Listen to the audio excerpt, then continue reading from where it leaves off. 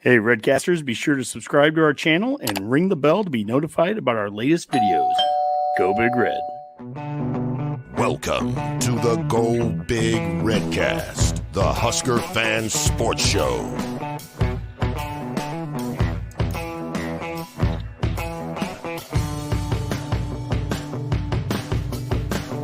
Welcome to the Go Big Redcast. I'm your host, Honke, and I'm with Redcast Boomer.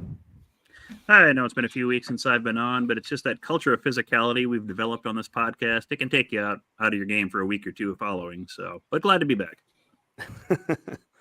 And with Redcast Rob.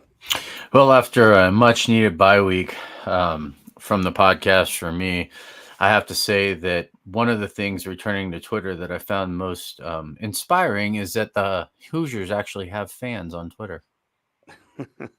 Well, they have a sellout this week, Rob, for the first time of the year, and they're hoping to maybe have 2 or 3 even. Gee, I wonder who's coming to town this week that would help with that sellout. It could be. It could be. Yeah, we've been known to do that a couple times.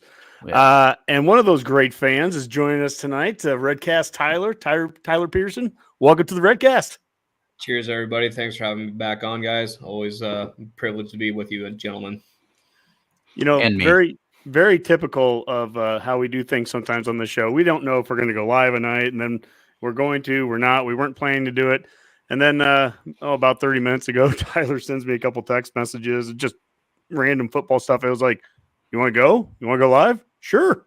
And before you know it, the mad dash and the hustle and the bustle, and we've got the guys together here. So, you know, this is a big week. I mean, it felt like we couldn't just go without doing a show this week. Matt's rule, we didn't get a chance to do one last night like we normally do. And, you know, here we are. We're at 6-1 or 5-1. I'm sorry. I guess I'm getting ahead of myself.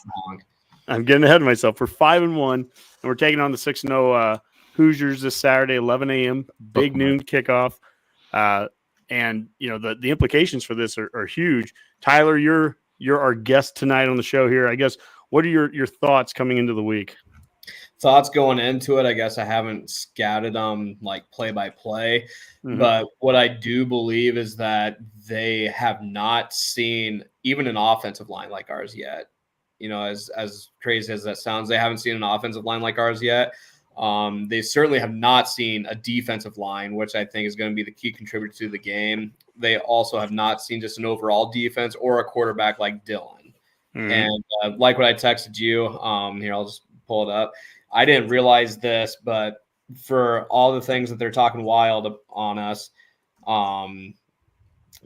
they are a combined 14-22 for their opponents that they've played so far, and the conference foes are 1-9 in big play. So let's go get them. Yeah, you know, Boomer, it's been a weird flex for some Husker fans I've seen on social media this week that have complained about, you know, have been kind of like shooting down the Hoosiers' schedule, considering that our strength of schedule seems to be rated every bit as bad. But I mean, so what goes into strength of schedule here? Because it seems like on paper, I think that we've played a better one, I guess, with Illinois and Colorado on it. But like you brought up at the beginning, UTEP, you know, takes it down. Obviously, Purdue wasn't worth much, but you know, it's two teams that really have to prove a lot because neither of us have a real strong schedule up to this point. Yeah, I mean, a lot of it just depends on what metric you're using to measure strength of schedule. I mean, there's so many different, you know, ways to read it. You know, you've got your, you know, ESPN ones that use the FPI type stuff, or you got your SP plus ones. You know, there's all sorts of different ways to view it. And like you said, I you know, you would have thought on paper our strength of schedule is better. You know, I think Illinois is probably the best team anybody's played, you know, out of either team. Colorado, you know, they're okay, you know. But UTEP, you know, really drags us down because they haven't won a game yet. Northern Iowa hasn't been, you know, the typical Northern Iowa, you know, ultra competitive. I think they've only won 2 games this season. And we know what Purdue is like. They're just not good. I mean, it's not a good Purdue team. So that drags it down a lot more than I think a lot of people think. And some of that is just name brand too. I mean, you know, you hear Colorado and you think they're a better program than, you know, some of the other teams out there, even though, you know, they may not be all that grand. It's hard to say how good they really are. Right? You know, they put some good weeks together, but then they go lose to K-State last week or in this last weekend in a decent game. But Yeah, that remains to be seen. But I will say, going into this season, looking at our starting schedule, I did not have Indiana pegged as like the huge game mid-season. I would have thought, Illinois would have been, and Rutgers I thought was going to be a bigger challenge. I did not have this one, circled as the marquee matchup for our, mid-season game. So kind of interesting to see. Yeah. I think I told you guys before the season or during the offseason, we had a conference in Indiana. It was back in July, and it was at the football stadium. So we actually got a tour of the stadium from one of their official tour guides, and they were very excited about Signetti. Is that how you? Yes, Signetti. Yeah. Signetti came from Google James him. Madison. Yeah, and they were very high on him. Over the summer when we were there. Nice facilities, by the way. It's not a big stadium, but you walk right through the weight room right as you get out to the end zone. It's a real cool setup that they have there. But anyways, they were very high on him. They were talking about how all he's done is win wherever he goes. But really, I think for both teams, if you looked at the schedule coming into the season, if you're going to get your bulk of your wins, you're going to do it at the beginning. Nebraska's done what they need to do as well. We all wish we were 6-0, but 5-1 would have been accepted to at the beginning of the season, but it really does put a lot of emphasis on this game. This is a big deal. I mean, the winner of this on Big Noon, with Fox, you get to 6-1 if you're Nebraska. You are bowl eligible. We beat a ranked team for the first time in however long that's been, so that ends that streak. Yeah, and then it just sets up the next week, which is going to be a second straight week of Big Noon on Fox with going to Ohio State. Rob, haven't heard from you yet here. What are your thoughts on Indiana here? Your kind of high level thoughts. Well, I've watched a few of their games. I've gone back and watched them on Big Ten Plus and just some of the what is it, Big Ten and 60. And one of the things that I notice is that their defense is not as good as I think it shows on paper, right? Like, yeah, the numbers are good, but I think a lot of that is a reflection of some of the teams that they've played. I don't think that, I mean, if you look on paper, our defense doesn't get the credit that it should, right? I mean, what we've allowed one opponent to score over 10 points in the entire season, I think is the stat there. Maybe two, but the fact of the matter is that also, while they do have a quarterback who is supposed to be mobile, he's only had like 6 design run plays this season, I think, for negative 12 yards. Yeah, he's not mobile. I guess he was mobile at his whatever other school he was at. Let me put it at that. Ohio. Yeah. Coach Solich. Coach Solich was the one. Yeah. Again, I think we read that same article. I think you might have sent it to me, actually. Yeah. I can't remember where everything comes from. But so like when I'm looking at it from like a high level, I think I'm going to agree with Tyler here in that I don't think they've seen a defense like ours. And we have star players at every level of the defense. And, and we have guys like, I think I saw one Indiana fan go, "Oh, your best tackler only has 33 tackles this year." And I'm thinking to myself, tell me you've never watched Nebraska's defense without telling me you've never watched Nebraska's defense, because yeah, our top tackler has 33, but like our second top has like 30, and the next guy behind that has like 27, and it's a conglomeration of a lot of talent rotating in and out at a lot of different levels, at a lot of different classes, at a lot of different positions, and sometimes those positions aren't even interchangeable. They're just moving guys out, adding an extra linebacker as a defense. I mean, there's all kinds of things that they're doing that Indiana hasn't seen yet. Now, are we going to be able to execute like we have against every team this year except Illinois, or are we going to execute like we did against Illinois? And that's my biggest concern, I think, right there. But I think with the bye week, hopefully that's what they're focusing on. I've seen that they are focusing on some of the younger guys as well this week. Like we may see Caleb Benning out on the field this week. I'm kind of getting the hint that we might.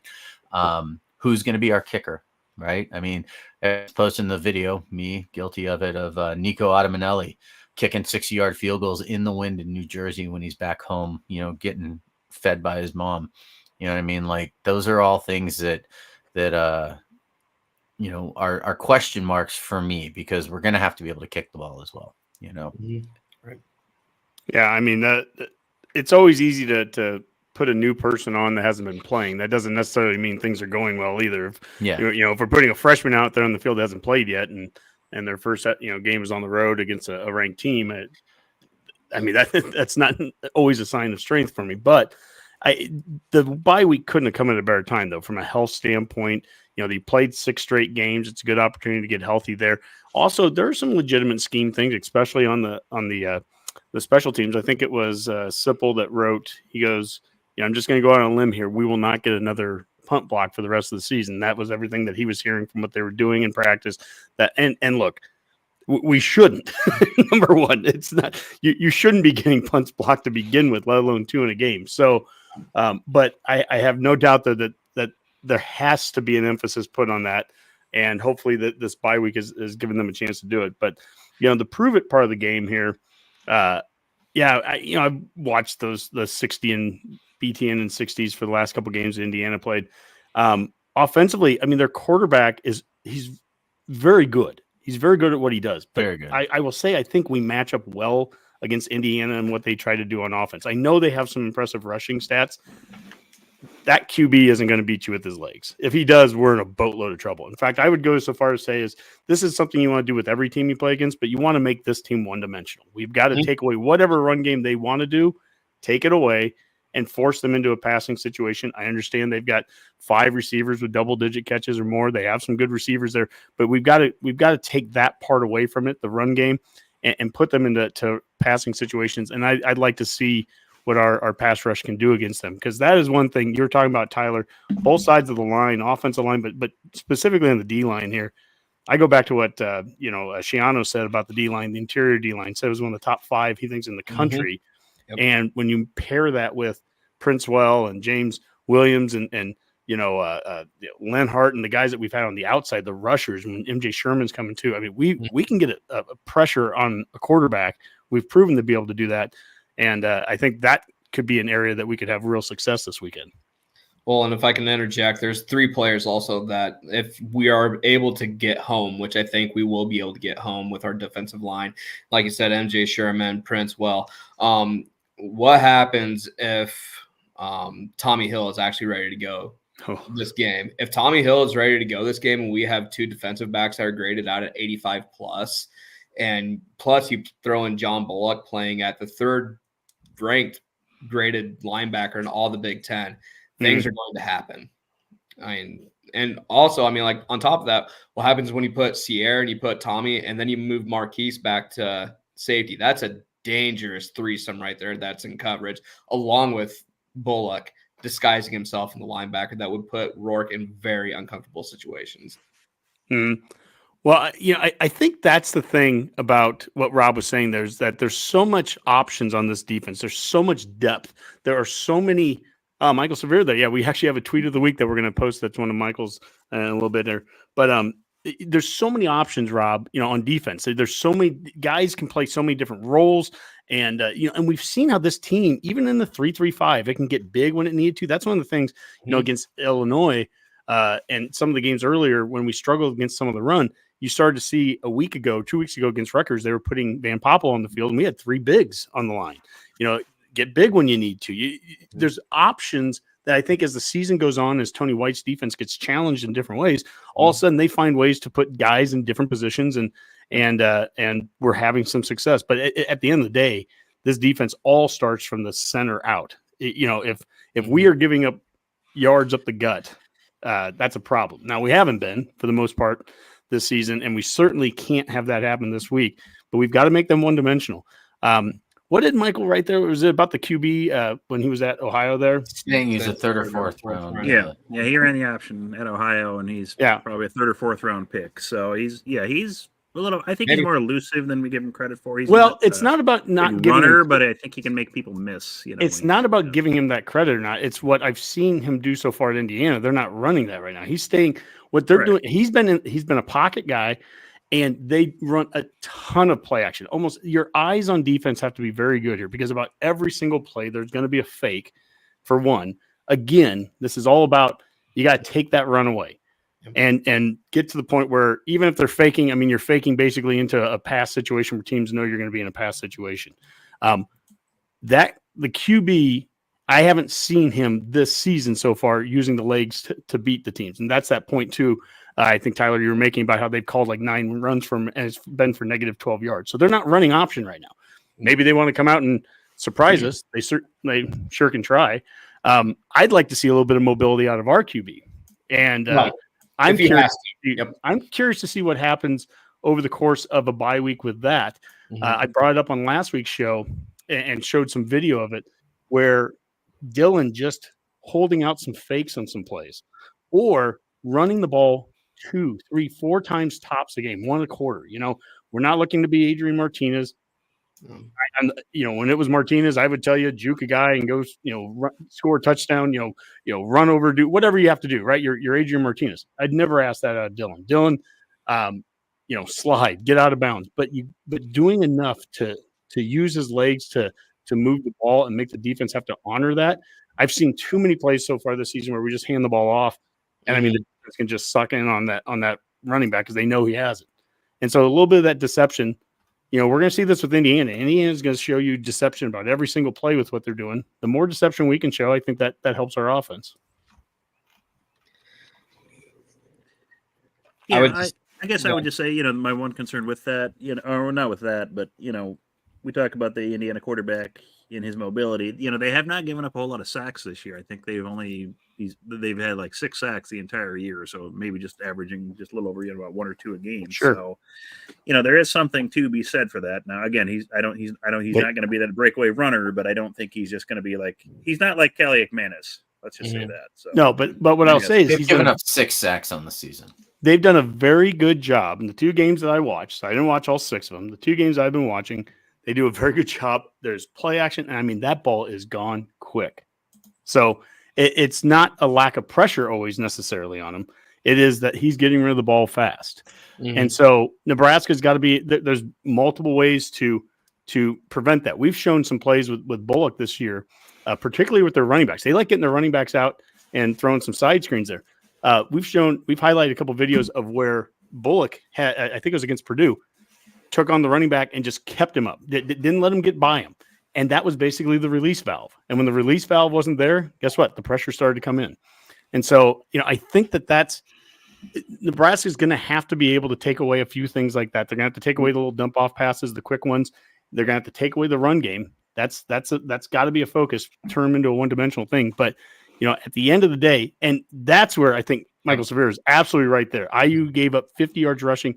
I had video I was going to show, and I didn't end up uploading it here. It was just a couple of quarterback runs. A couple of them that Northwestern had were zone reads. Actual quarterback picked it or chose to run with it. But there are other times the quarterback just made a play with his legs, got out of a situation. There was some pressure coming, and Indiana didn't do well with that. Now I'm watching that also going, well, we don't have a QB that has shown up to this point that he's capable of doing that either. I can't just sit there and say what. I can't even think of that. What's the Northwestern quarterback's name? Is it Lausch or something like that? But whatever it is, he could just get out of the pocket, and he was elusive, and there were times that he would just go and get 10, 15 yards. I'd love to say, hey, Dylan, go do that on the play. I haven't seen Dylan do a lot of that. It is Lausch, by the way, Jack Lausch. Lausch, yeah. And Lausch has looked really good the last 2 weeks for what it's worth, especially last week. He really came about, but his legs played a big role in it.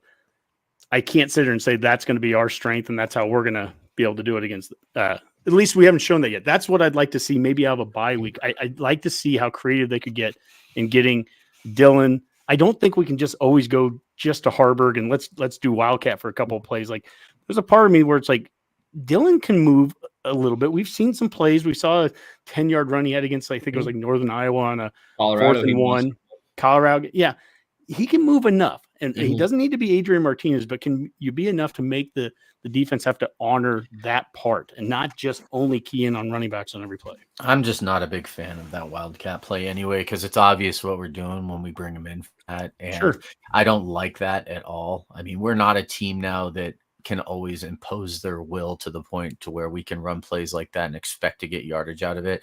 I do like Harburg in as a dual threat in that we have Raiola who can throw the ball and Harburg who can catch it and maybe pitch it out to him or something with like a fullback block or something along those lines, or use him as a fullback to block. I'm just not a big fan of the Wildcat whatsoever. I hate it in the NFL. I hate it in college. unless that's like what your whole offense is designed around to come in and do it. It's just a gimmick, and we don't need gimmicks right now. We need solid football play that scores points, and that's where I'm at with that one. Yeah, I mean, there might be a couple of situational places where that can make sense. Goal line, or I know in the 4th and 1 a couple weeks ago that we ended up Benhart jumped off sides, but he was lined up as the running back or the quarterback on that play. So there are examples where it can make sense. But I agree with you for the most part, Rob. I'm not big into let's just keep taking the QB out of that position. Yeah. Just to put the guy who clearly is going to run the ball into that position. Yeah. It's nice to have an option like that, but at the end of the day, no pun intended. Well, yeah. But let's take a look here. Let's go to our tweets of the week, because I think this will get us into some of the videos here, or some of the stats I want to show you here. So there it is, tweets of the week.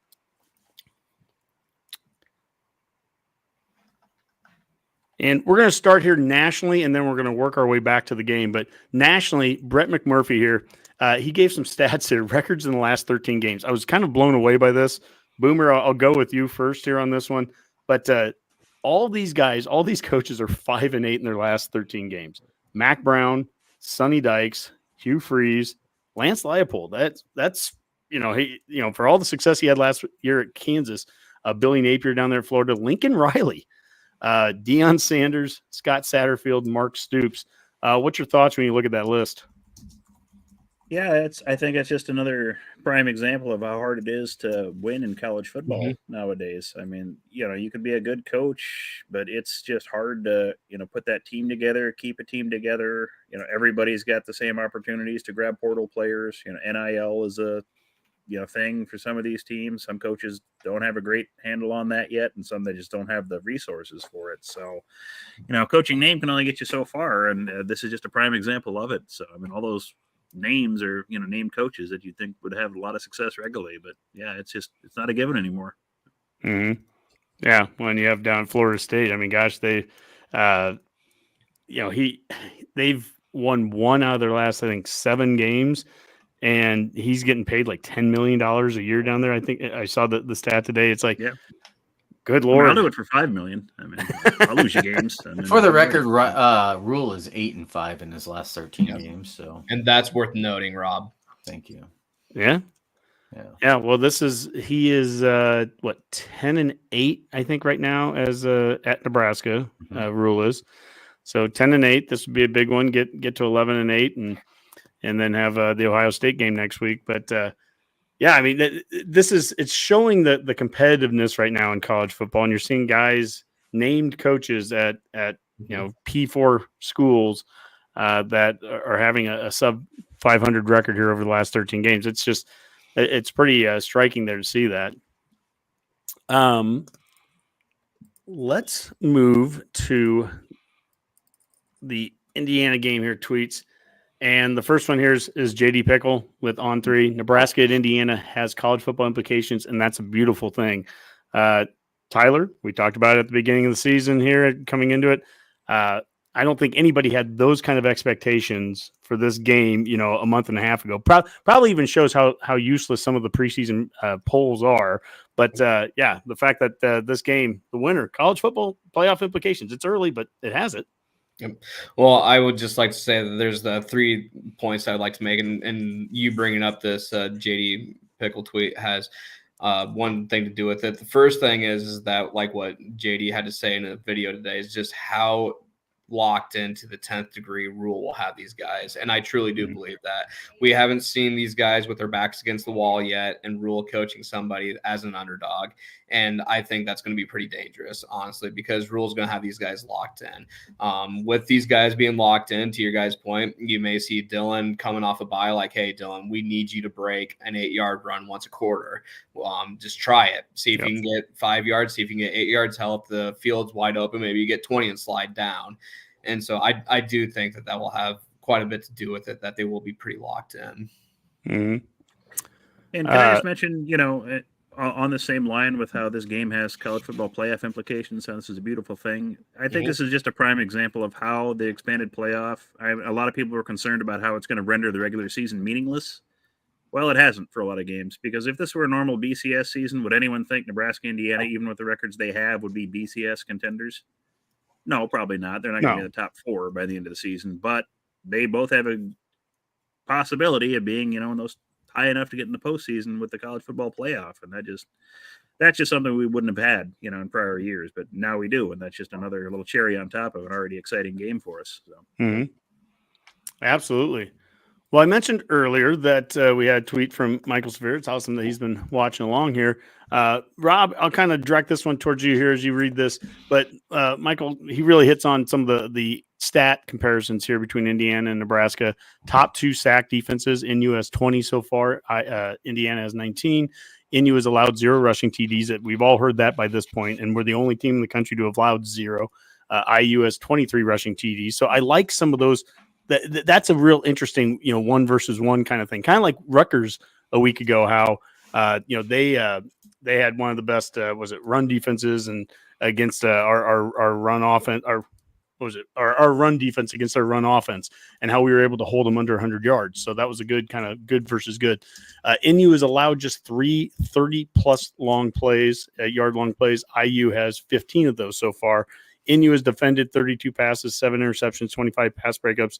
NU's offense has 2 interceptions, 26 pass breakups. So, Rob, when you kind of see some of those stats, what are things that stick out in your mind? What are things, do you have any areas you think that we can exploit with what we're doing well? Well, first of all, the NU has allowed just 3 30-plus long plays. IU has allowed 15 30-plus plays. No, they have they have 15. Has 15. Oh, I'm sorry. Allowed they have 15.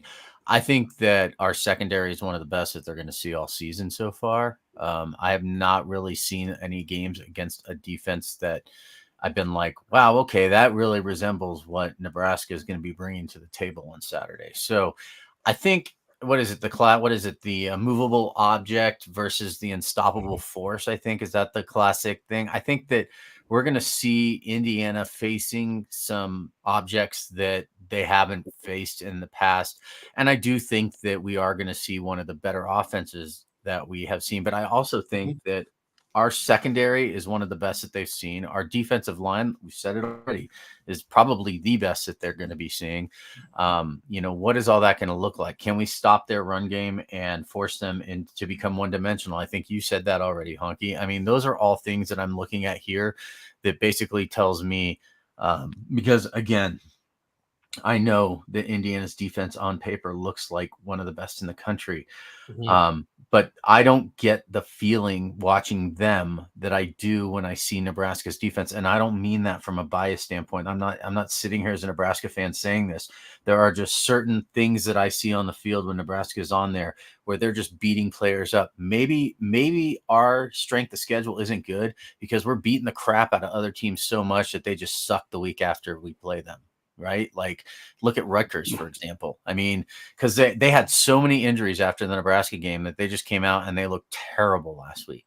Like, not to sound like Charles Barkley too much there. But, I mean, so there's a lot of things where I'm watching Nebraska's defense and then I watch IU's defense and I'm just thinking, like, it just doesn't feel the same, right? Like, on paper, sure, but like when you're seeing them in actual examples, it just does not feel the same. I don't know how else to explain it. I know that when Dave was here, he hated it when it was my gut feeling, but that's just kind of what my gut is telling me, right? Well, I mean, there's gut feeling, and then there's a reason why coming into the season, Indiana was predicted to be 17th, 18th, out of an 18-team conference at that time, and this is all the credit to Cignetti as well for what he's done. But this is a first-year coach in Game 7 there, going against Rule in Season 2. I mean, on paper, there's a lot. If you look at the recruiting stats and all those things, if any of that stuff matters, I'm not knocking or dissing Indiana. I'm also trying to put some things in perspective of where they're coming from. Now, look, their running game, they've got Justice Ellison, they've got Tyson Lawton. These are two guys, 64 rushes and 68 rushes. Ellison has 409 yards. Lawton has 329 yards. Ellison has 6 TDs. Lawton has 7 TDs. They've got a run game there, and Nebraska has to be able to take that away. Receiver wise, they've got 5 different guys that have double-digit catches: Elijah Sarrat and Omar Cooper. Those are 2 guys, 29 catches, 513 yards, 2 TDs. Omar Cooper has 18 catches, 375 yards, 3 TDs. This goes back to, I think what Tyler was talking about, getting Tommy Hill back, the potential of having Tommy Hill back. But how rusty is he if he comes back too?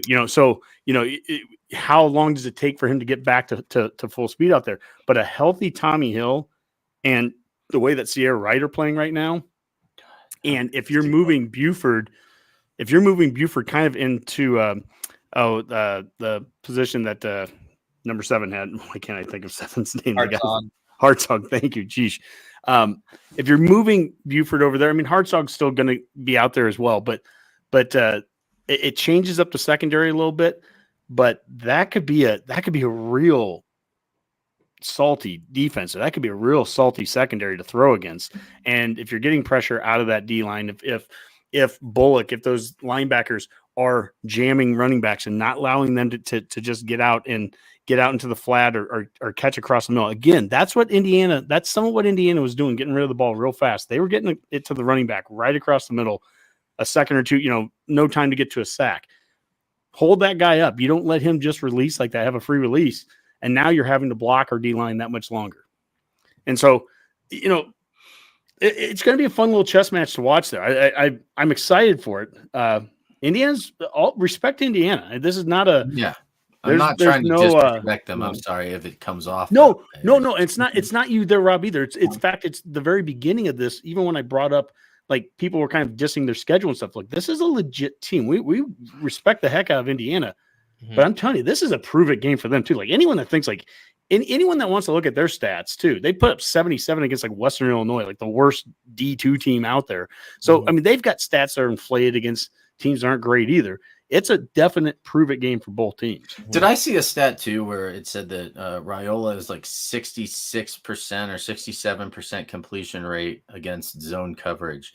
And I believe that and like 44 in man or something along those lines, right? Yeah, I saw that. But my question is, I think I also saw that Indiana only runs like man-to-man like 20% of the time or something like that. So it'll be interesting to see how they might change up their defense as well in that regard.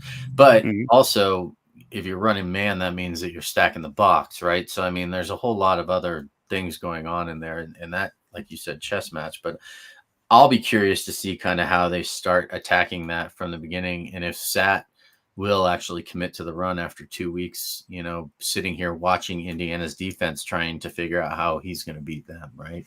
I think the first 1 or 2 drives with the scripted plays is really going to be telling. If we come down there and put 14 points up on them and maybe force them to a 3 and out or a 6 and out or, something, or 7 and out or whatever it is, or force a turnover early and go up on them, how are they going to react, given that they haven't been down in a game once this year, right? They've never not had the lead. So can we go out there, get our offense on the field first, score against them, put them in that situation, and then maybe for our defense shows up, forces a 3 and out, we get the ball back, and even if we just kick a field goal, field goal, scary thought.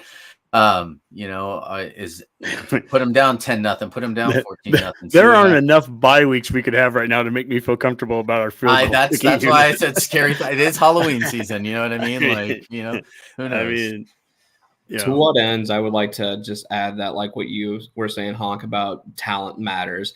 And once again, like to say that I'm not discrediting Indiana. All I'm saying is that they brought a lot of James Madison kids with them. That's fine. James Madison had a lot of success. I'm not discrediting that.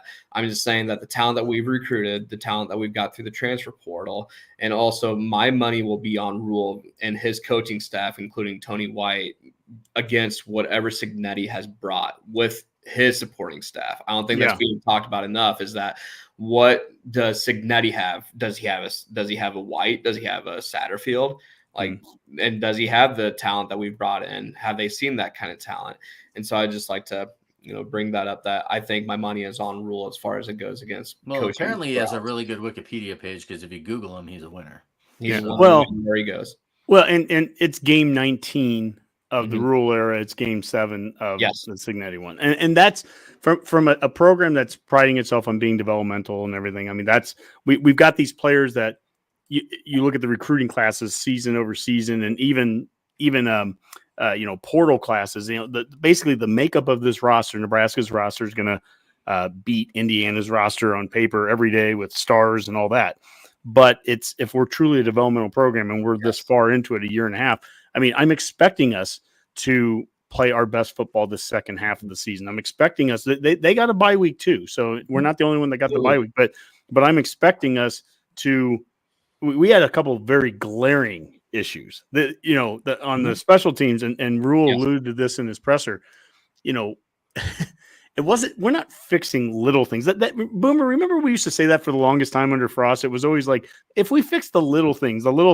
I think Rule called them catastrophes. He goes, we were pretty good overall in special teams. We stopped, a fake field goal. We blocked punt, or blocked field goals. We've done good things on special teams, but when we screw up, they're catastrophic screw ups. And he's like, we've got to that has to end. There's no way around it. I mean, how would you insure that, Boomer? That's what I want to know. Since you're in insurance, how would you insure something like that if it's catastrophic?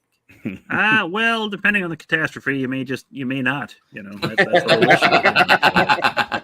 whole issue. It depends. Do you live in Florida? Exactly. Yes.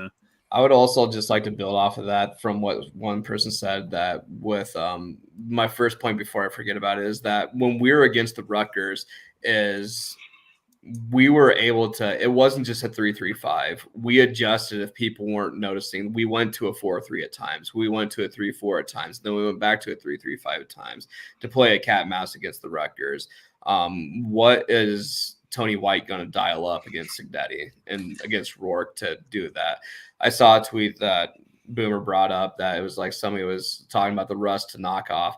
I would just like to say that the physicality and the way that they practice on Tuesday and Wednesdays, I think that if Tommy is truly ready to go, the physicality in which the way they practice on Tuesday, Wednesday, I have no doubt that Tommy won't have much rust on him, to be honest with you. Well, and he's going to get against that receiving core as well, which let's not knock those kids, man. No, there are some great receivers on our team, right? So, I mean, he's not just practicing, he's practicing against some of the, in my opinion, some of the top receivers in the Big Ten. For him to be healthy enough to play in a game, he has to be healthy enough to go through a practice. Now, I want to bring a couple things. Boomer, again, it's cool having Michael Severe. I love watching him on Big Red Wrap Up. We've had him on the show before. It'd be cool to get him back on. He said the concern, if they're in man, only 20 total man pass plays, they will send plus pressure, and Raiola has struggled versus pressure. I will just flat out say, and I'm beating a dead horse on this one. We have to run the ball more. We have to run it better. We always have to. Absolutely. I don't doubt that. But we have to run the ball more than what we've run. When it was 0-0 at halftime against Purdue and we'd run the ball 12 times to 20 passes, that's not going to get it done. And when we came out in the second half against Purdue, we ran 6 of the first 7 plays of the second half. We were down 3-0. It was halfway through the third quarter. We're running it 6 or 7 times, getting multiple first downs and moving the ball. We can do that. Against Rutgers, we saw the same thing in the second quarter. We ran 6 straight plays, got 2 first downs, and then we get into the shotgun to throw the ball, and we had a sack, and then we had the bad interception. We get the ball back. We run it 3 straight times, get a first down. We do 1 deep bomb across the middle to Banks, and then we ran it 3 more times. In 2 possessions, we ran it out of 15 plays. We ran it 12 times. We got 3 or 4 first downs in the process. The only bad plays, negative plays, were a sack and an interception. And so, at the end of the day, we're not, I don't look at us as a terrible run team. I think we're very inconsistent with what we try to do in the run game. We get a play or two that works and then we stop it, or a play doesn't work and we just stop it. The run game has to get developed too. And this goes back to the Coach Osborne days of, a 3-yard play in the first quarter might become a 6 and 7-yard play in the third and the fourth quarter, but you got to stick with it. It's not going to be a 7-yard play in the fourth quarter if you run it 12 times in the first half. So there does have to be a commitment to it. So I hope that's something that comes out of this bye week too. I know Coach Rule wants to be a physical team. I know he wants to run it. We were up 14-0 at the beginning of the fourth quarter against Rutgers, and we came out and threw the ball 5 straight times. We had 2 incompletions. We're stopping the clock up 14-0. That didn't make a lot of sense at that time. And so that's my biggest knock on the pass game. It is not, or the lack of run game. It is never knock on Dylan. Let me be very clear there. Dylan's not the problem. But having a strong run game isn't just going to help Dylan out. It's a non-negotiable if you want to be a good Big Ten football team come October and November. Because anyone that thinks that the wind was bad against Rutgers or that the conditions weren't favorable for throwing the ball, give me a break. That's nothing compared to what we're going to see later in the season. Yeah, and when you're going out to, you're going up into the Michigans or the Wisconsins or wherever, it's just a non-negotiable. The day after Thanksgiving, right? I mean, I remember a couple of years ago, Honky, I came out with Jonah and we went to that Wisconsin game.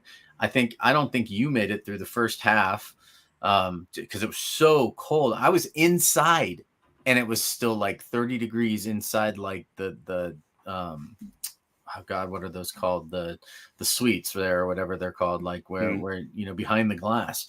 I mean, that's just Big Ten weather. The point that I would make about Raiola is that as good as he's looked this year and everything, he's still a kid, man. He's a freshman. Sure. You know what I mean? And he's not like a freshman coming in playing behind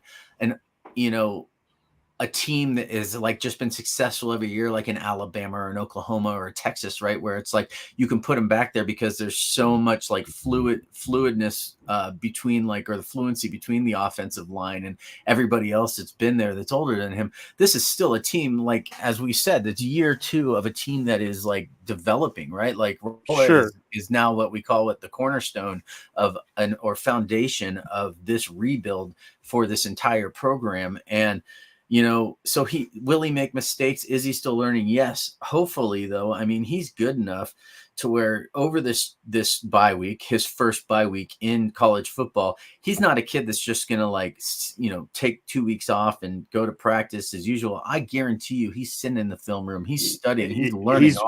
He's waking a professional. He's waking Rule up in the morning because he's the first guy there. I want to highlight a couple things like Genghis Corner, and we love Genghis.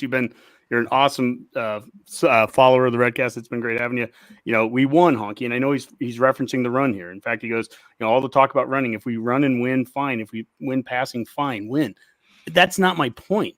My point is that there's this narrative being created that we don't run the ball well, and I'm telling you, we ran the ball 12 times in the first half against Purdue, and it was 0-0. And we got hosed on a call where Fedoni shouldn't have been called on an offensive pass interference. I get that. We should have had 7 points at least on the board. But what I'm telling you is when we run the ball consistently, and I mean consistently, meaning we commit to it multiple times in a row, 3 yards on first down, 4 yards on second down, and it's a third and 2 or 3, and we run it a third straight time.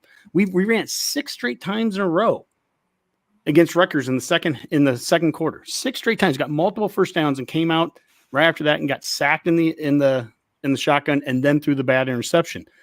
And what I'm getting at is that we have to develop a good run game. It's not just happening right out of the blue. You do have to develop it over time, but it's something that we have to have. It's a non-negotiable as you get to the end of the season. I'm not the only one saying that, Genghis. Coach Osborne told that to Rule. And you see it with Kirk Ferentz, and you see it with all the Big Ten coaches. They know how to win when it gets into October and November. And a passing game, I want the best passing game we can possibly have. In fact, I would tell you that a good run game and a good play action game, go watch what Indiana is going to try to do to us this weekend. A good play action game will help a quarterback as much as anything. You don't have a good play action game if you don't have a good run game. Honky, what game was it where it was like 22 passes to 10 rushes in the first half? And then was it the Purdue game? And then we came out and that was and Purdue. we ended up with 37 rushes to like 29 passes or something like that. Yeah, we flipped in the second half. Yep. I'm telling you, man, where we want to be running the ball is wearing them down in the fourth quarter like that, run them down the third quarter. Yeah. Do we need that balance in the first half? Absolutely. But we need to be in a position to where we can run the ball like that and close the game out. Right? And to Genghis's point too, we won and we're 5-1. So I love, for Cripe's sakes, if there's anyone that's happy to have this conversation right now, it's me. I love being 7 years into the Redcast. We've never seen a bowl game, and we've never been in a position to have this kind of football talk. like actual X's and O's, because we're constantly 1-5 at this point, and we're talking about bigger issues. We're talking about, real culture, program type issues. Tyler, you've gotten to know Coach Rule a little bit over the last couple of years, and just from a culture standpoint, how he's running things, like we don't have to be worried about that right now. We know the culture is good. We know Dylan's going to be hardworking. We know these guys they're putting in the time. We know they're being physical in practice. Now we can get nitpicky at 5-1. We can get nitpicky about some X's and O's. I love it. Mm-hmm. I can tell you that right now. He's you don't spend, what's the rule of thumb, that you spend 15 minutes a day doing something, you become a professional after so long. Rule is absolutely just grinding it about as hard as he can right now. I can tell you that from knowing him. I mean, like there's nobody that's outworking him right now. I truly believe that. Yeah. Well, let's go to the last tweet of the week, because it's going to lead us into our next section here. And they call me a name dropper. Jeez. Yeah. Well, the last tweet of the week comes from us, but it leads us right into the stats here. And so we had plenty of interesting matchups, but one stab note at the very bottom: strength of schedule has NU behind Indiana. We mentioned that because we've seen several Husker fans knock the Hoosiers for who they played. Look, IU is a good team. It's prove it week for both teams. Go Big Red. I think that's a good point to be at, and that takes us right into our stats here, which are powered by HuskerMax here. And so let me close these here. And we have the matchup here. So we look at the very top, rushing offense. Nebraska is 90th in the country, 136.7 yards a game. And then Indiana, 200 yards a game. They're over 200 yards a game averaging right now. So, again, when I talk about trying to make them one-dimensional, that's important. If they're averaging 200 yards a game, I'm going to look at that number, 100 a game, 100 yards. Do we allow them above or below that? Can we keep them below 100 yards? What a goal it would be for the game to keep a team less than 50% of what they've been getting. But the point is that holding them to that and making them into a one-dimensional team, even though they've been from a passing offense, they're averaging 315 yards a game. I think we've all said this, ad nauseum at this point. They certainly have not seen a defense like Nebraska's up to this point. So, but at the end of the day, you still got to take away something. Just like I said on offense, it's so important that we develop a run game, a consistent run game. You do that because you want to be able to have two dimensions to your offense. On defense, we got to take away something. And to me, it starts right there with the rushing offense. Tyler, I'll start with you. I guess you're looking at those top two things right there: rush offense, pass offense. What you thinking? Right there on rush offense, where they're averaging 200 yards, I would like to just, I guess I'll quote Rule with his press conference. He goes, "Hey, maybe someday we might not be the top 10 passing offense in the nation, but the way that we practice physically. And so that calluses us, gets us ready for, running the ball against hard teams. It also gets us ready for stopping people on the run." Like what we've said, they have not seen a defense like ours. I would be shocked if they get anywhere close to 200 yards against us. I think that we're going to be able to actually hold them underneath 200 yards. These stats are against the teams that they've played. I think a lot of people put too much stock into, like the sky's falling last week when they see Wisconsin beat down a Rutgers team that we beat the week before. Rule has a track record of beating down opponents, and whether win or lose the following week, they do not perform well because they just literally got beat up by the team that they previously played the week before that. These are not week to week instances where you can just compare apples to apples. I do believe that we will be able to pat down their rushing attack, make them one-dimensional, go after their passing defense, and I don't see the turnover margin on here, but I think that's the bigger talking point is our ability to make them one-dimensional and then take the ball away against them and give our offense more opportunities. Yeah, so turnover margin, we're averaging +1 a game, which is 15th in the country. They're plus 0.5, which is not bad. That's 36 in the country. But to your point there, Tyler, and oh shoot, I didn't have the tweet of the week for this, but Ken with Generation Red, he's been tweeting out after. Oh, I guess I posted it last week, so that's why I didn't do it this week. But anyways, he's been doing a season by season comparison of Nebraska through 6 games last year, through 6 games this year. And he's been doing it every week. And the top part is comparing our turnover margin difference and then our scoring differential difference through 6 games. And that turnover margin, of course, a year ago right now, we were -7. Now we're +6. That's a 13 difference. That's 13 turnovers difference through 6 games. And even with, the offense hasn't looked pretty at all times. I mean, we've been good at times and there's times we haven't been, but simply not turning the ball over is huge. Boomer, maybe I'll go to you. You haven't talked in a little bit here. Are there any stats you want to highlight here? You want me to bring up, or anything that you're seeing on the screen that you think is a huge advantage one way or the other?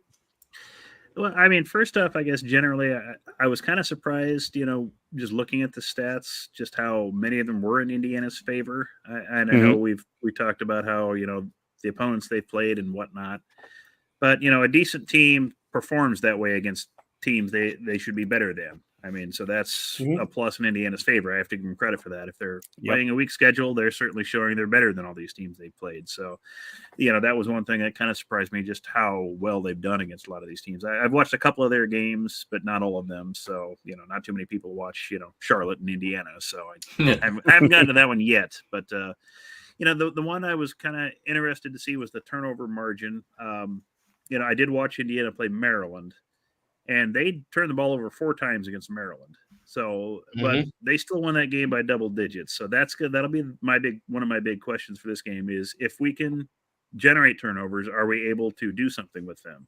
Yes. Maryland generated turnovers, but they couldn't do anything with them. I mean, you can even say, like us last week or 2 weeks ago against Rutgers. I mean, punt blocks, you might as well call those turnovers, because essentially where they're getting the ball. Sure. We were able to, get punt blocks, or, we had 2 punts blocked, but Rutgers couldn't do anything with them. So, Indiana's been able to do that even when they have made those kind of mistakes. So can we generate turnovers consistently, whether it's, getting those weird fumbles or forcing them to throw when they don't want to, maybe have him make some mistakes. We can bat passes down reasonably well at the line, Yep. more so than I think, they've probably seen before. And if we do generate the turnovers, can we do something with it? And that's going to be my big question for this game. Who wins that turnover battle and who does something when they did it. So. I agree. And Boomer, I got to tell you, this goes back to this being a prove it game for both teams. But my goodness, Indiana, you are 4th right now in total offense, and you are 6th in total defense. I mean, this is the second coming of, 90s Huskers, or there's maybe a little bit of false advertising here too. I'm not, there's no point in me being bullish right now or being overly bullish about this. Nebraska's got to play a really solid game down there. Don't get me wrong. But I mean, like, their stats are pretty redonkulous right now through 6 games. Now, I've seen 2 games on BTN 60. I watched their the Northwestern one they had, and I think it was the Maryland one. But then I've watched bits and pieces of a couple other games. I watched the Charlotte one, and I was only watching like a drive or 2 here or there. I just happened to catch like the one drive where Charlotte just goes right down the field on them. So, but then to the point of like getting to the end of the game, and the stats didn't look that good, and they handled Charlotte clearly. But when I was watching it, I just happened to watch like the one drive where Charlotte had no trouble going right down the field, running and passing on them. So, net punting. Well, the Northwestern game, let's put some Big Ten like opponent there up against them, right? I mean, the Northwestern game, that game was close until 6 minutes left in the 4th quarter, right? And I mean, and then just a couple of bad drives by Northwestern. They looked tired. They kind of looked like they were getting beat up by an Indiana team that was just bigger, more athletic, and probably cared more about the season at this point, right? And other than that, though, I mean, Northwestern stuck with them, and they were up and down the field the entire game. And this is a Big Ten offense, right? This isn't one of the other, non-conference games. And, so to my point being is that, like, that's where I just don't see it from a eye test, right? That was probably my best example there, because Northwestern, and I realized they had a mobile quarterback who was really giving them some problems, but still, I mean, make some adjustments. There's plenty of quarterbacks in the Big Ten that do that. So, that's something that they should be able to stop, and they weren't stopping it. Just to play devil's advocate, though, Rob, I mean, if we're going to, criticize them for their performance leading up to the 4th quarter against, Northwestern. When we played Purdue, it was 7-3 when the fourth quarter started. You're right. So there are, it's the Big Ten. You've got Power 5 teams. They're going to be tough regardless. You're not helping my Kool-Aid, all right? I know. Well, but I don't want everyone to think we get criticized for being homers too much. So I'm trying to add that extra stuff here. And we've been criticized for being harsh on the team for being 5-1, right? So we get it from both sides, which I'm totally cool with. I love that, by the way. Boomer, I was actually going to go the same way that you were going there with Rob, but actually, I think to Rob's point, the one thing I would say that differentiates Nebraska versus Indiana in that one sense is, now this is a caveat, and I'm not going to, it's a big caveat. Illinois had success offensively against us. Those other two games that were close going into the fourth quarter weren't because of defense. Our defense, we had Rutgers shut out going into the fourth quarter, and we had 3 points given up to Purdue. So, and since we're kind of focusing on the defensive part of it right now, Nebraska's defense has been solid pretty much across the board. In fact, really, even against Illinois, it was 24 points they gave up going into overtime. Win the game in regular, kick the field goal and win in regular, the regular part of the game, and you've given up 24 points at worst. We've played the best or the most dynamic offense of either of the two teams by playing Colorado. I really felt this a week ago. Them down. Well, and I felt this 2 weeks ago. And they didn't even try to run. Now, that's one difference between Colorado and Indiana. Colorado didn't even attempt to run the football against us. They made themselves one-dimensional. We have to force Indiana to be that, but I think the outcome can be the same if we make them one-dimensional. I don't think Indiana how about this? I don't think Indiana has a better quarterback than what Colorado has. I don't think Indiana has better wide receiver talent than what Colorado has. So, let's at least just start at that basis from what Nebraska's seen up to this point. Do you think they have a better offensive line than Colorado has? Well, I think they have a better scheme. And that can make an offensive line look a lot better. Colorado's got the big 5-star true freshman tackle. So again, if you're looking at paper and stars and all that, Colorado probably is every bit as good. But that doesn't mean that what you're trying to do, like I would look at Colorado and go, what are you doing? You completely gave up on the run. You have a quarterback. Anyone that's watched Colorado play since they played us. Oh, yeah. Shadur's gotten a little more mobile. He's moved around. It'd be scarier to play them with the style that they're trying to play right now than versus what they did against us. I don't know what. There was no attempt by Shadur ever to use his legs in any attempt against us. And we made him pay. So point is, I also this goes back to Michael Severe's thing too. With their quarterback could run some option when he was at Ohio. Obviously, there's a reason that Solich would have recruited him there, but that's just not what I've seen them do at Illinois or Indiana so far. I haven't seen them use his legs, and to that point of when they did call QB runs with him, when they've tried to use his legs from a mobility standpoint, they have negative 12 yards so far in the season doing it. So it all goes back to we need to run the football. We need to shut the run down. But, hey, how about this there, Boomer? Net punting. We are 131st in the country at 33.3 yards a punt. Now, I guess maybe this is my own naivety.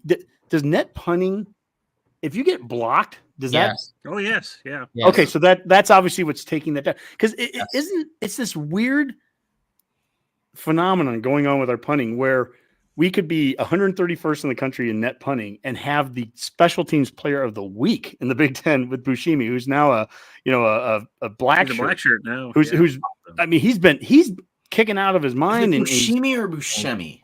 Buscemi. Well, if we're looking at me to pronounce names right, we're already wrong. So there's no way. That's kind of why I brought it up. I just wanted to know. Honk, I would just also like to add that Buscemi is on pace to break the all-time punting record at Nebraska. And so that net punting is not really indicative of how he's doing. He's on pace to break Alex Henry and all sorts of really great punters records. Just to my point, again, on paper doesn't mean anything. I'm just using the eye test on a lot of stuff. And I'm really hoping that my eyes see what I think they see. Right. And it's the prove it game, isn't it? Yes, it is. Well, the very final stat right down there, strength of schedule. We're 117th, they're 112. So, again, it's a prove it game. And keep saying that, Honky. I just say it. I'm gonna keep saying. I'm seeing all. To Boomer's point, when you go down this list, go to HuskerMax and look at the numbers. You will see most stats are going to favor Indiana right now, yes. And so that's it. There, we talk about what's on paper. That's part of the paper too. Indiana is sizably ahead. I mean, I'm trying, red zone defense, they're 127th in red zone defense. We're 11th. I mean, but Bushimi is also one of the top rated quarterbacks in the country as well right now too. So, well, yeah, if we keep throwing with him, that's not bad. That's not a bad way to go. Group, I'd like to ask a question. How much better do you think Indiana's offense is than Illinois'? Truthfully, how much better are they than Illinois'? Are they better? I'll tell you what, if Indiana went to Penn State right now and played there, I don't know that I would think Indiana would score much more than 10 or 14 points. Illinois scored 7, and their OC lost his mind when they got down to the 3-yard line, or they should have had 14 points going into halftime. So just to that point, I don't know. I mean, it's so crazy that we're 6 games into the season, but I still feel like we don't know a lot about teams yet, partially Absolutely because the first 6 games you play, you're playing 3 non-conference games that, in their case, they didn't even play a Colorado level competition. And just neither of us have yet to play top level. I saw a power ranking that had Nebraska. And so we have 3 rows of 6 in the Big Ten now with 18 teams, 3 rows of 6. Nebraska and Indiana were both on the top row.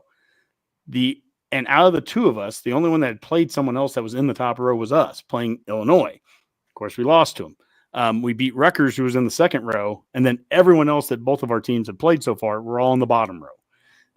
And so I am absolutely, and we could probably name the show "Prove It" game because I'm saying it again, but it really is a prove it game for them because you haven't played a strong enough non-conference schedule, especially Indiana, and then you have the first 3 games that we've each played in conference. You just don't have enough data, I think, to really buy into some of these stats the way that we're seeing it.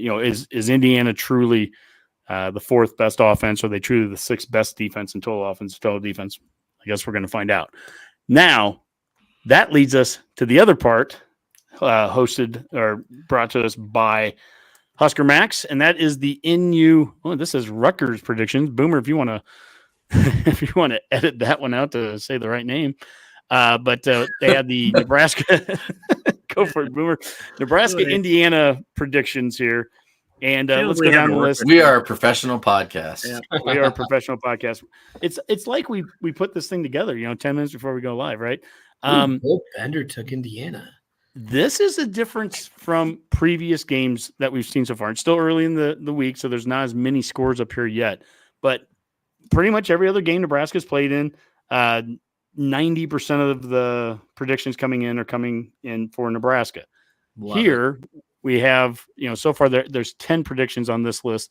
Chris Hummer with 24/7 Sports has Indiana 31-24. Brad Crawford 24/7 Sports, Nebraska 30-27. Adam Carricker, Nebraska 28-24. All the other ones right now are Indiana. That's Bill Bender 30-27. BCF Toys, which just sounds weird. I don't know what the heck that is. They have a 63% winning probability for the Hoosiers. D Ratings has a 67% win. Number Fire 67.7%. SP Plus has Indiana at 25-20, and then ESPN FPI has Indiana with a 76% win probability. Boomer, you're our stats and analytics guy and all that. I don't even know what some of those win probability. Whatever. I mean, do you agree here? I mean, what are your thoughts seeing that? I mean, this is the kind of game when it's, I'm torn in half here.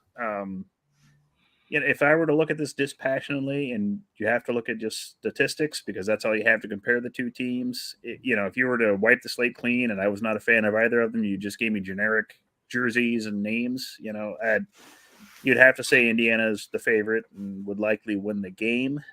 The fan in me, of course, is going to go the other direction. So it's a tough call, and like you said, we've, flogged the necrotic equine with this enough that this is a prove it game for both teams. It's just, I mean, head versus heart here. I think Nebraska can pull this off, and might as well say they will. If it gets into a shootout, I don't want it to do that. So I think it needs to be, something in that similar to what Carricker said. It's got to be somewhere in that 28 to 21 game.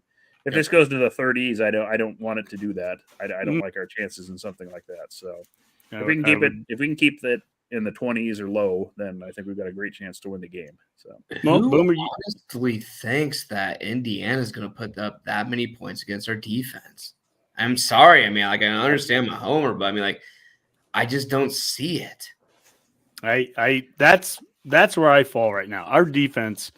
There's one thing that we can say we can look at statistics to figure out how a game's going to go, but you also got to look at film. Defensively, this Husker defense right now is something. It's pretty special.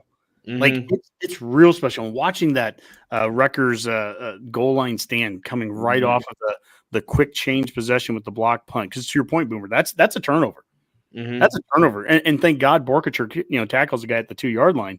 Thank God Bushimi it tackles some of the guys on some of the blocked field goals that we've had, because those are free points that our special teams could have been giving up. But that defense, something that it gets a lot of talk, but maybe it doesn't get the appreciation it deserves. We're the only team that hasn't given up a running touchdown right now.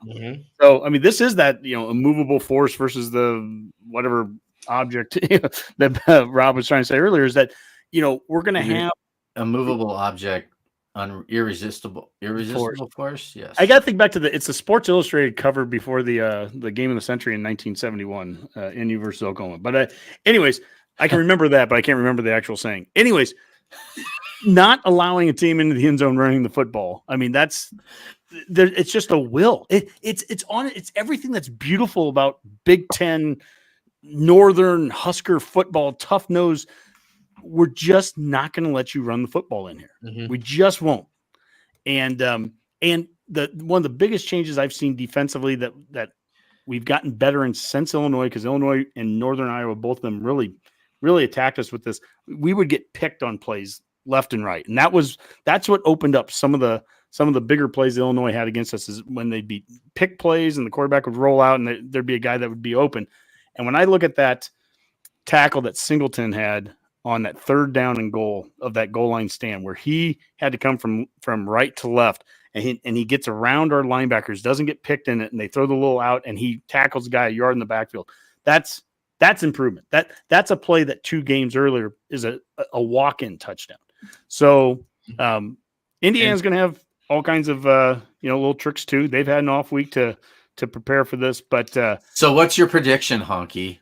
I don't think, honestly, I would be shocked. I'll be shocked if Indiana gets to 20. Yep. Unless we have special teams or a pick 6 or something, like this defense, something would have to, I think, really go wrong for this defense to give up 20. And that's against and I'm saying that against a team that statistically is ranked right now as, the 6th in the country in offense. I just think our defense is playing at that level right now. And I guess this is the prove it game for me. I mean, let's see if they can do this against that team on Big Noon, on the road there. But I just think that we're going to hold them into the teens there at the most. So that's where, from an offensive standpoint, I think 21 points wins it for us. Yards after contact. That's going to be the big thing to look at. Yards after contact. How do we execute at the point of contact? If we can execute at the point of contact and take them down and they don't get, then I think we're going to stomp them. If we do allow yards after contact and it gets excessive like it does against Illinois, and to your point, we have special teams gaffes, then that's where it gets interesting. I don't think they've gone against a quarterback like with their turnover margin at the rate of which Dylan is not giving the other team the ball. And that's the other point. And your Vegas Jer, Redcast rocks. Will you rock Vegas Jer? We love you, buddy. What's your prediction there, Tyler? My prediction? All right. I'm with Honk. I don't think they escape the teams. I'm going to go 17-28 Huskers. All right. Well, Rob, what do you think? First, I just want to say that I was really hoping that BCF Toys was like a HuskerMax sponsor, kind of like Noah's Arcade, you know, in the what is it, Wayne's World movie, yeah. And you know, that they were just like a toy website or something, and that like they let them have a prediction every now and then, right, with some weird stats. Turns out they're actually a pretty highly like deep stats page that we would probably need to hire an outside analyst to come in and explain to us. So everything from FEI ratings to game possessions to, you know, all these, you know, FEI offense results ratings. I don't even, whatever. 35-17 Huskers. Let's go. Boomer, what do you got? Well, I kind of gave mine earlier. Like I said, this is one of those matchups where my heart's going to tell my brain to just go away for a while. We'll just say Nebraska 28, Indiana 21. Let's go, buddy. Yeah. Okay. And I'm going to go with 21-13. You know, right now there had to be a 2 and a 3 in there, didn't there, Honky? Well, I usually just do 3-2. It had to be divisible by 7 for Nebraska. I'm not giving us any field goals. So at first I was like 24-3. Oh, no. You'd have to kick a field goal to get to 24 unless we do, you know, 3 2-point conversions, which is totally possible. But you know what? This proved me wrong here. I think our defense is going to be very salty. 13 points would give them 3 scores, give them a touchdown, and give them a couple of field goals. But, you know, I think this defense is going to be something. Indiana has not come close to seeing a defense like the Black Shirts. And so if we can take away their run game, I think we can get pressure on their quarterback, unlike anyone else has attempted or been capable of doing to this point. And I like our chances there. So I'll give them 13 points, and I think we can outscore them.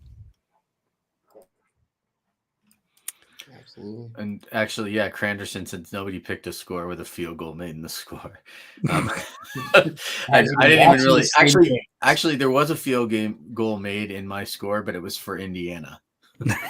yeah. Well, same with me. I gave him 2 field goals. Yeah, I think we'll keep him out of the end zone. So, all right. Well, let's get to parting shots here. This is a lot of fun here. Just I love putting a show like this together. Like last second, 9:40 at night. It's 10:55 now on a Wednesday night. Tyler just out of nowhere. He's like, "Oh hell yeah, I'll join you." His daughter Maddie was going to say "Go Big Red" on the show, and then it was bedtime. It's too late. I love it. These are fun weeks. My God, we're gonna be on big noon Fox the next 2 weeks. This is a big game.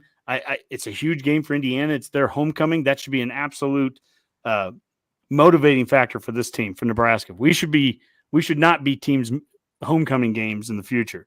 And the way you get off of being teams' homecoming games in the future is you beat them in games like this. We were Purdue's homecoming game. We took care of that. I think we're like 4 or 5 homecoming games this year for people. I think Ohio State has their homecoming. We're Ohio State's. We're this one. We were Purdue's, and so. Anyways, I mean, it's a fun one here to let me get that closed out there. No, it's going to be a fun week. I can't wait to watch it. Let's go around the room with parting shots here. I'll start with you, Tyler. Go for it. All right. Well, once again, I just want to thank all of you for having me back on. I absolutely love being on here, and especially tonight with just being a spur of the moment, just texting you back and forth just for a little hype to get it going. So I want to thank you guys to the point that I'm wearing the hat. So me and Honk want to give a shout out to our boy Tyler Kai. Just like with everything, Leadership Society, 1890, every little bit counts. Let's all get behind the same boat and row. Love it. I love it. That's a great point there too, Tyler. You have been a fantastic supporter of the Huskers. We've had you on with the fan forum before. We've had Tyler Kai on, and showing that support in more ways than just being a great fan. I really appreciate that. Husker Nation, we appreciate that. It's a different game now than it was 20 years ago, and NIL, what it takes to get the roster to be as good as it can be, it takes that support of Husker Nation. So thank you so much, Tyler, for what you do there. Redcast Rob, Well, first off, I just want to say that being 5-1 at this point in the season for me just has me on cloud nine. It's great to like walk around and I see other people that have just been giving me a bunch of crap for the last few years about Nebraska football, walking up going, you guys got something good going on there. You know, as this one guy's a Texas fan, they're number one team in the country. He's talking more smack than anyone. He came up and he was like, man, I don't know if I'd want to have to face you guys in the playoffs. Like, and I gave him the Allen Iverson playoffs. And, you know, so, I mean, but it's kind of fun to have those conversations with people. I'm really excited about a 10 a.m. start here in Colorado. You know, I'll be doing chores while I'm watching the game. So not only do I win bonus points with my wife, but I also get to watch football at the same time. And, you know, from the comfort of my own home, which is my favorite place to watch football. And I just hope all the kids have fun this week and that we win 35-17. Just hope they have fun. Boomer, how about you? Well, just, you know, I know this was a football heavy show. You know, normally we have Abby and some other folks on. You know, volleyball's still been, you know, just tons of fun to watch, you know, regardless of what team you're rooting for. It's just been a heck of a season. You know, SMU's been knocking people off left and right. And Husker volleyball's been exciting, you know, with that Purdue matchup. And also just want people not to forget that bowling has actually started too. And the Huskers actually won the Penguin Classic out in Youngstown State. You know, nice. We're not just a football and volleyball school. We're also a bowling school. So, you know, if you ever get a chance to watch that and keep up that, support any Husker sport you can. So, I wonder if there are like any Pellinis bowling out there in Youngstown. Well, they would, but they got some broken ribs right now. Yeah. I saw Bo at Augusta back in April, by the way. Oh, did you? Yeah, I was wearing my Husker gear and he saw me. He goes, Husker. And I looked back. It was Bo. I had about a 5-minute conversation with him. That's cool. You know, for me, for the parting shot, this will be a fun little weekend. Kathy and I are going to get away for a 3-day weekend, you know, take a little time off. And what exotic place do you think I'm going, Tyler? Yeah, any guess? I'd like to say that you guys are going to Cancun or someplace fun, but I'm going to say that you're going like to Branched Oak. Yeah. Boomer, where are we going? Well, you're going to be going to Wichita, which is that's right. Often rumored as the Paris of Southern Kansas. So, yeah, we were trying to find a place within easy driving distance that we hadn't been to before.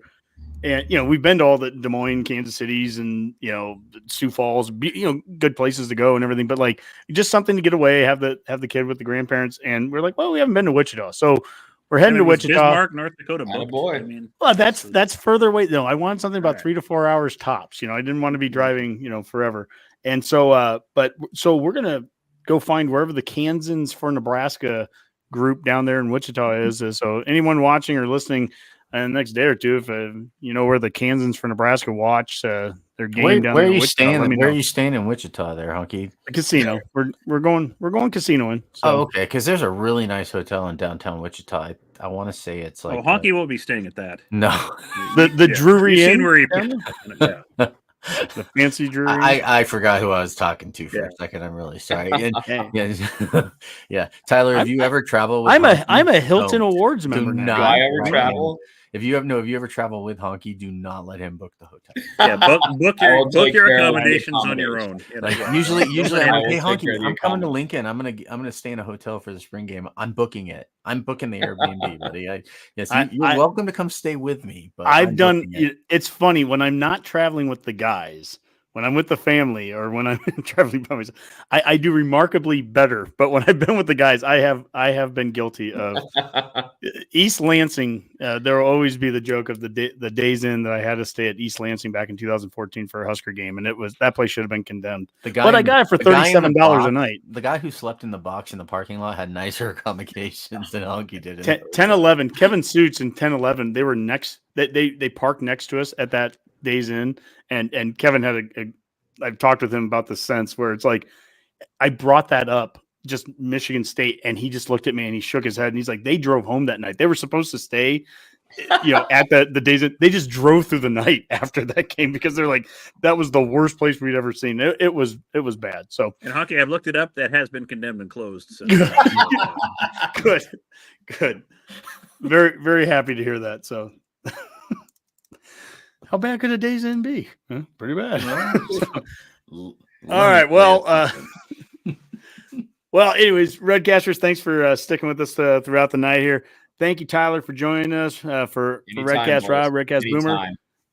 That's another Go Big Redcast. Go Big Red. Go Big Red, Here we boys. are.